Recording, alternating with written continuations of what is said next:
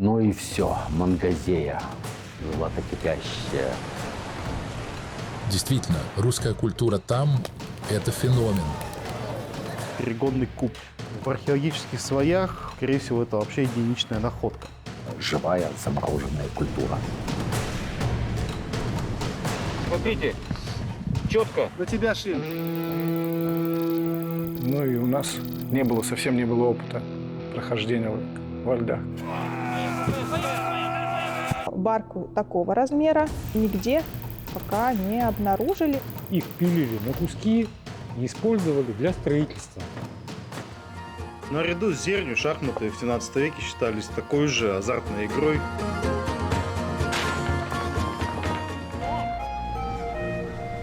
В начале 17 века в Мангазею устремились промысловики и торговцы со всей Руси добывать валютный мех соболя и лисицы, а мангазейцам продавать самые изысканные товары.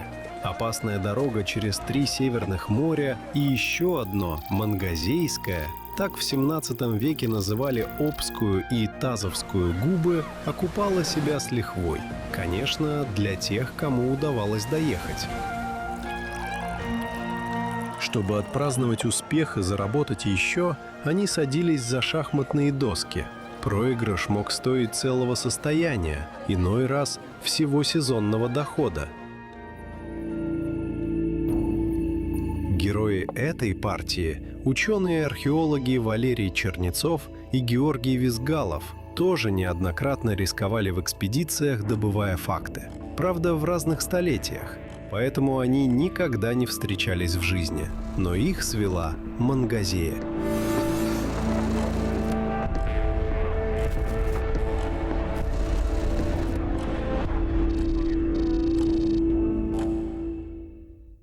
Георгий Петрович, я надеюсь, мы-то с вами не на деньги играем? Я не для этого пошел в археологию, чтобы зарабатывать деньги. В археологию пошел, чтобы заниматься любым делом. А если бы захотел деньги, много других профессий есть. Но если просто тупо ставить цель зарабатывать деньги, это получается живу, чтобы есть. Я сам такой. Кстати, по находкам Мангазеи мы поняли, что там были развиты и гончарное дело, и кожевенное, и литейное. Но основное все же это торговля. Невероятное количество монет и фрагментов явно привозных товаров. Все абсолютно занимались явно торговлей. То есть пушнины было в окрестностях много, и они у местных выменивали все. Такое количество адикуя, это бусы стеклянные, не найдено больше нигде, ни на одном городе в России, вообще нигде. Их делали не в России, их делали в 2 центрах. Это либо Венеция, либо Голландия, Амстердам. И подавляющее большинство шло в 2 места. Это в Северную Америку и в Россию, в основном в Сибирь. В обмен на пушнину в Мангазею доставляли огромное количество иностранных товаров, в том числе очень дорогих и статусных вещей.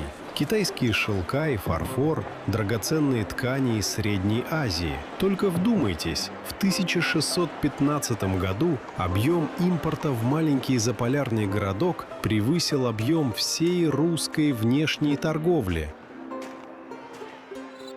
А это в прямом смысле осколки былой роскоши. В России собственное стекольное производство появилось только в 1635 году, а жителям Мангазеи задолго до этого уже привозили элитные европейские вина вот в таких изящных штофах из венецианского стекла. Среди находок и фрагменты сосудов с сетчатым орнаментом из филигранных нитей, изготовленных в Италии по секретной технологии. Такие сегодня можно увидеть в крупнейших мировых музеях, например, в Лувре. Посмотрите, как совпадает рисунок. Предметом импорта также являются, например, эти голландские трубки. Трубка, она так кажется, что она такая короткая, на самом деле она была минимум такой длины. И в Европе на очень многих картинах 17 века они присутствуют, эти трубки. Культура потребления, она была очень широка. Но они стоили, правда, не очень дорого, потому что они очень часто разбивались и ломались. Одним из средств личной гигиены, которые были известны на Мангазее, это, конечно, костяные гребни. Очень удобная и практичная в использовании вещь.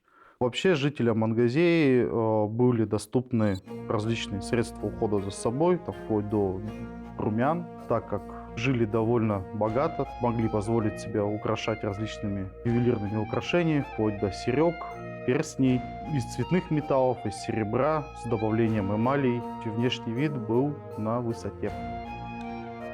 Есть бритвы, очень красивые, хорошие бритвы. Есть помазки, оплетенные серебряной проволокой. Странные предметы, вроде как не характерны для русского населения до Петровской Руси. В Сибирь, в гарнизоны отправляли пленных офицеров. Весь 16-17 век Россия вела тяжелую войну с Речью Посполитой, с Литвой, потом с Речью Посполитой, ну и со шведами тоже, ну и с той стороны, с этой были пленные. А шляхтич, дворянин работать не будет. Он гордо скажет: расстреляйте меня, но копать как смерть я не буду, как черный человек. Таких активно использовало правительство царское для службы в удаленных местах. Тем более, что Россия и тогда была большая, хорошего человека есть куда послать. Тем более они знают военное дело, дисциплину. Ну, сбежать опять же некуда.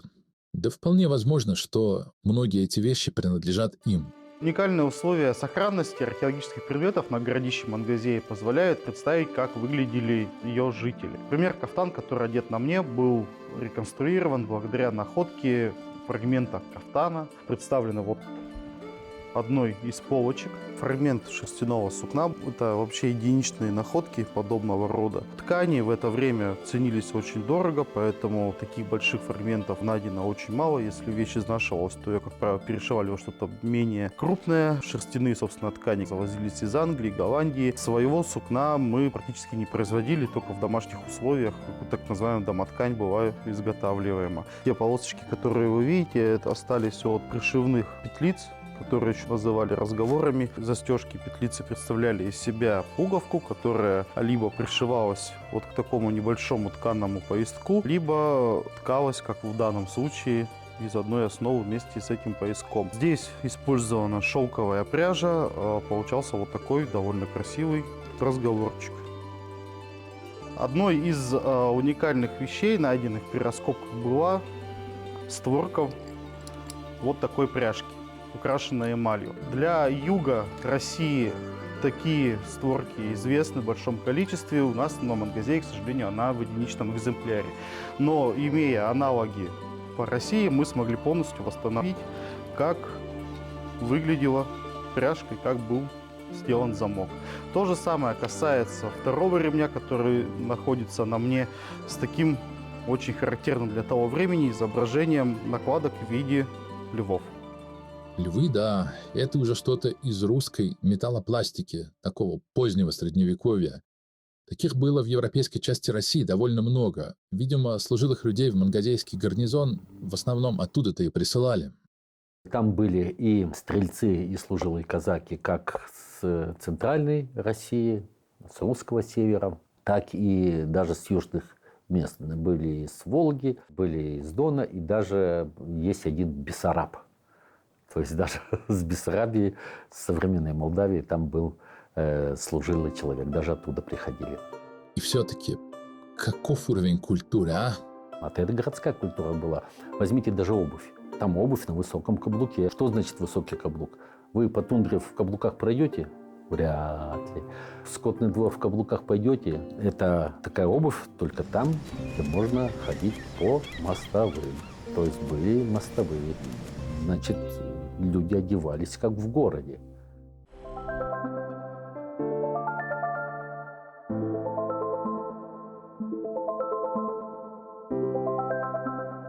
Вот сейчас я собираю каблук составной. Вот как он на самом деле выглядел. Это несколько фликов, и вот они идеально друг к другу подходят. Даже есть отверстие от гвоздика в одном и том же месте. То есть вот такой каблук был изначально. Вот так в лаборатории объединения «Северная археология» собирают большой исторический пазл. Не все предметы, а уж тем более их фрагменты, сразу говорят за себя. Им нужно помочь, склеить то, что можно, бережно убрать нанесенный временем ущерб. Эти деревянные предметы, которые сильно рассохлись, мы хотим законсервировать в растворе полиэтиленгликоля. Вот, оно тогда в водном растворе немножко разбухнет, заполнится полимером его поры. Оно точно станет прочнее, а если нам повезет, то еще эти трещины у него стянутся, оно станет выглядеть лучше. После погружения в раствор полиэтиленгликоля и антисептика деревянные предметы отправляют в сушильный шкаф наподобие большой духовки, а уже после пропитки и высушивания, при точном соблюдении технологии, артефакт можно будет выпускать в свет. Основная наша цель – это все-таки максимально сохранить предмет, потому что это то, чем мы как археологи занимаемся, а людям показать это, в общем-то, уже задача музея. Мы в этом процессе новую информацию извлекаем. То есть вот, например, у этого лезвия ножа у него есть такие засечки. Их не было видно, пока он был покрыт коррозией.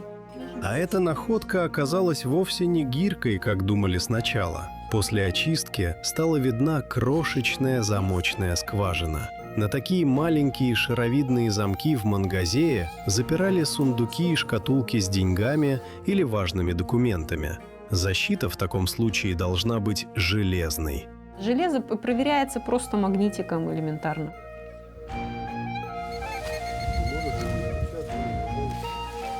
Из некоторых мокрых слоев и часто в мерзлоте железо покрывается голубой коррозией. Просто тоже я натыкалась на такое, что вот запишут, что там скоба какая-нибудь бронзовая. Какая она может быть, бронзовая или медная? Если оно мягкое, кто из этого будет делать скобы строительные какие-то? Вот смотришь, а это железо. Просто у него слой корродированный, вот не какой мы привыкли видеть, этот оранжевый, коричневый, а он голубенький, как медный. Вот. Поэтому не верь глазам своим, носи с собой магнитик помощнее. А вот и еще одна загадка для археологов. Как блюдо из лосиного рога могло оказаться в русской усадьбе? Такие использовали народы севера Сибири для жертвоприношений. Духов было принято угощать паром от вареного мяса или рыбы. Даже если тогда необычная тарелка и попала в руки очень бережливой хозяйки, то сейчас артефакт необходимо спасать. Подобных ему по всей стране найдено всего несколько штук. Так, а вот эту часть ты будешь мастиковать? Нет, я не собираюсь мастиковать ничего, кроме вот этого места. А она не посыпется у нас? Мне кажется, она достаточно прочная. Чем ты будешь сейчас здесь мастиковать? Стеклосферами. То есть вот это мы заполнили костной мукой, как бы порыхлее на глубине, а сверху уже стеклосфера. Это вот эта стеклосфера, может, да? Нет? Или... наоборот, мельче она.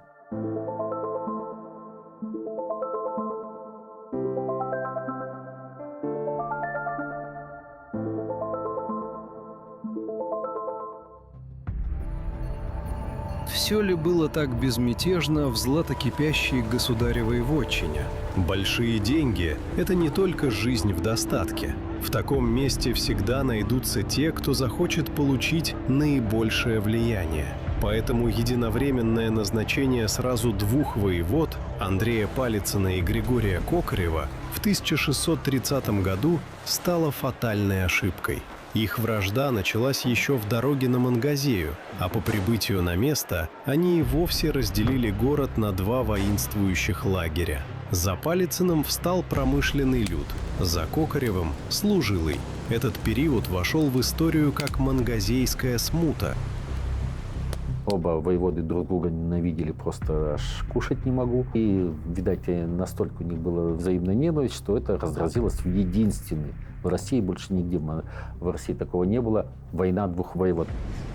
В результате открытых вооруженных столкновений в 1633 году огнем было уничтожено полгорода. Свидетельство тому – обнаруженный при раскопках массовый слой пожарища, поверх которого Мангазея буквально отстраивалась заново. По этому слою ученым удалось установить, что дома сгорели именно тогда, не раньше и не позже. Следствие сочло виноватым в погромах воеводу Палицына. Вызванный позднее в Москву, он отделался несколькими неделями домашнего ареста. Формально же правда осталась за Кокаревым, который вообще не понес никакого наказания и еще целый год оставался старшим воеводой Мангазеи. Но проиграли от этой войны в итоге все. С той поры город словно начал расплачиваться за изобилие и благоденствие. Ценного соболя даже на дальних зимовьях становилось все меньше, а в 1642 году Мангазею практически полностью уничтожил сильнейший пожар. Но самым страшным испытанием стал голод. Коварное Мангазейское море показало свой характер. Так называемый «русский заворот» в районе северо-западной части Тазовского полуострова, где постоянно бушевали шторма, целых 3 года не пускал в Мангазею караваны с продовольствием. Спастись в череде несчастий мангазейцам, казалось, могла помочь только вера в чудо. И это чудо у них вскоре появилось.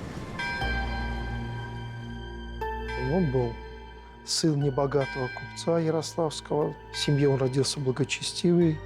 Был отдан в помощники одному из богатых ярославских купцов. Прибыл с одной из первых экспедиций.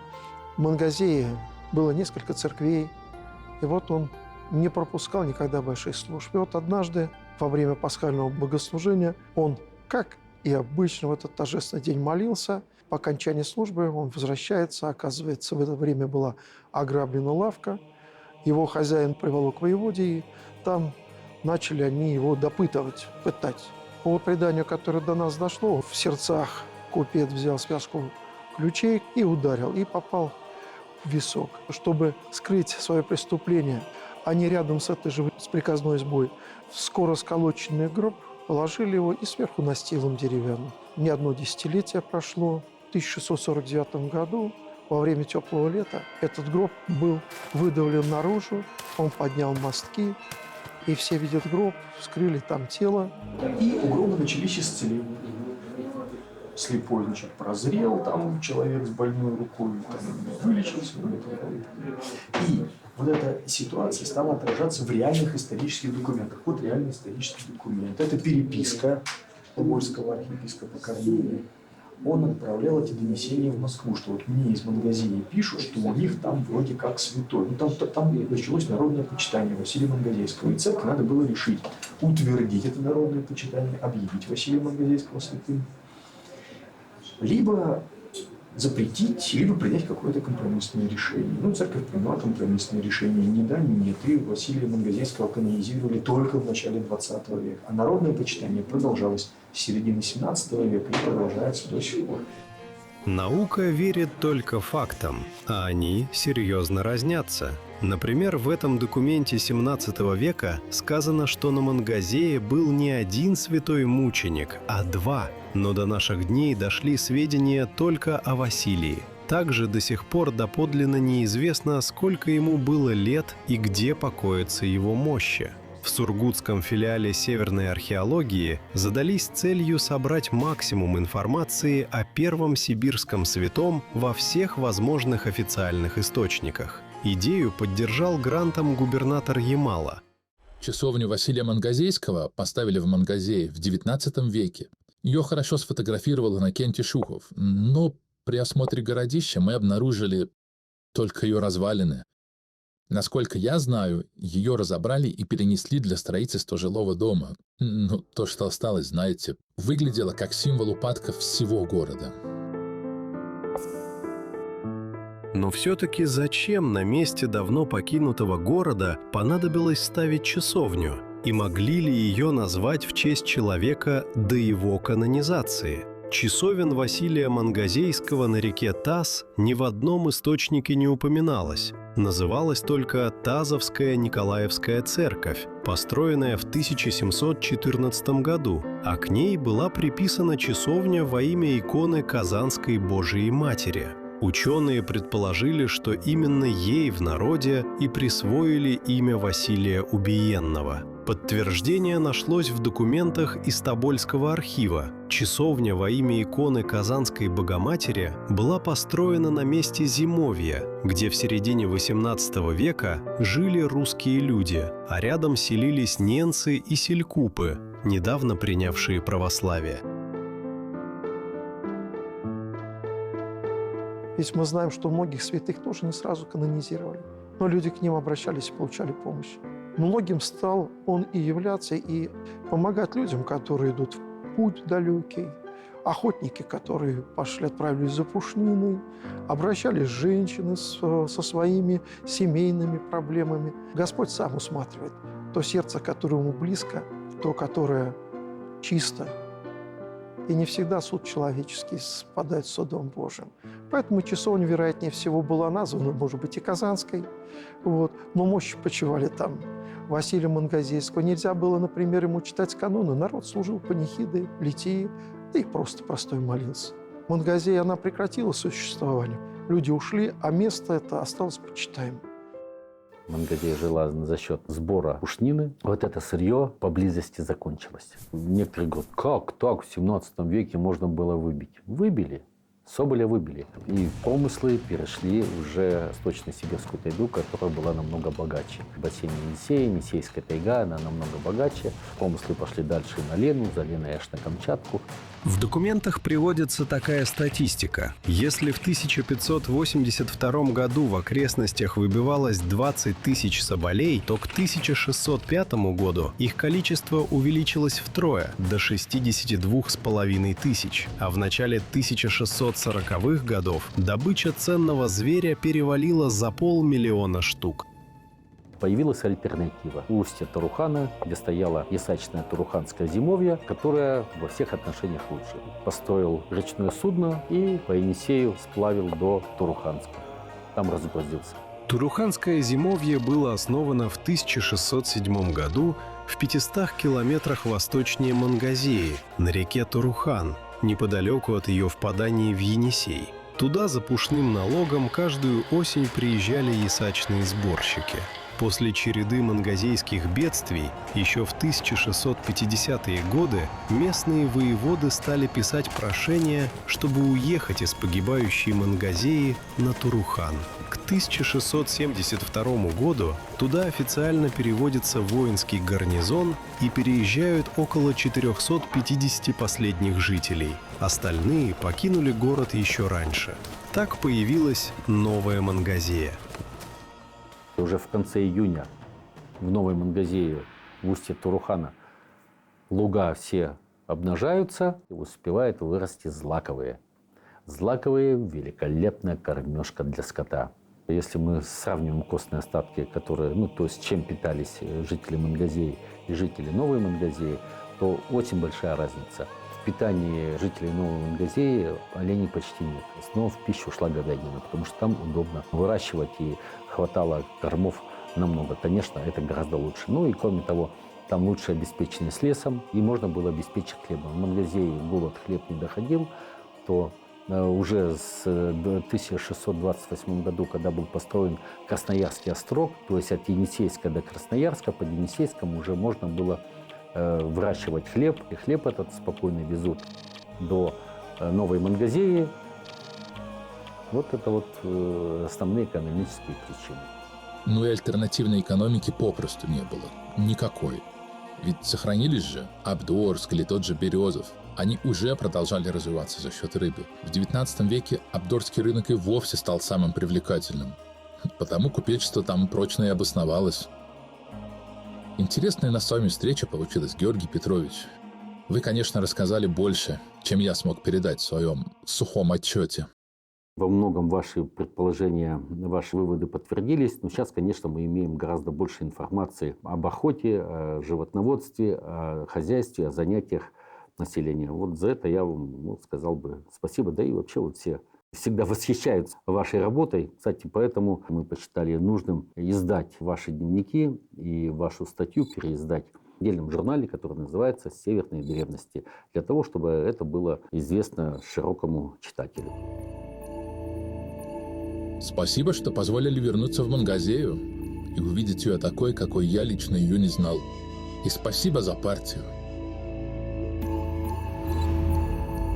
В 1672 году по указу царя Алексея Михайловича Мангазея была упразднена, но не забыта. Путешественники, ученые, да и черные копатели разных эпох никогда не переставали наведываться в златокипящую. Одни едут за исторической правдой, другие в надежде отыскать лакомую вещицу для зажиточного коллекционера. Мангазея научила нас тому, что все материальное тленно, а по-настоящему дорого только то, чем хочется делиться, чтобы твое дело оказалось в надежных руках. Здравствуйте.